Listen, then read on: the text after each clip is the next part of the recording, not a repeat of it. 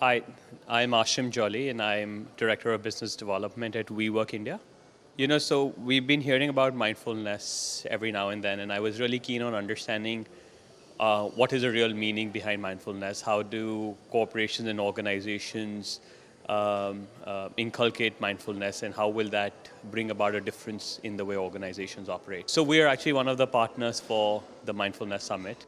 Obviously, it has a great lineup of speakers. We've got some phenomenal speakers from around the world, and I was really looking forward to understanding how does mindfulness enable organizations to see a larger benefit, not just at the individual level, but at the team level. How do you sort of create a culture that enables for better well-being? So I think mindfulness, as a term, can sort of extend into many facets. And for me, it was really understanding and deciphering what those facets were. No, I genuinely believe that, it is essentially understanding the reality, right? Mindfulness is also understanding sort of where you are, what environment you are, and how will a person being a lot more mindful of their environment, of their of the reality around them. So for corporates, I think it's all the more important to recognize that.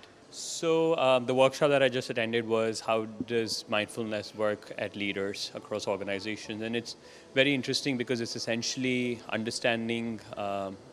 It's a self-realization of reality, and for leaders, it's all the more important to understand and being sensitive of the team and the people that they work with and of the employees. One of the things that Michael spoke about very interesting was that if you pick up any organization which has a manufacturing facility, the number one thing they understand is safety, right? So every person you meet on the floor will talk about safety being number one. But if you convert that same into a knowledge environment, which is where large corporates operate, people don't recognize emotional safety, right? So it's understanding that emotional safety is going to become one of the one of the key facets of thriving in an organization and making sure that the organization is a lot more wholesome and inclusive of everyone.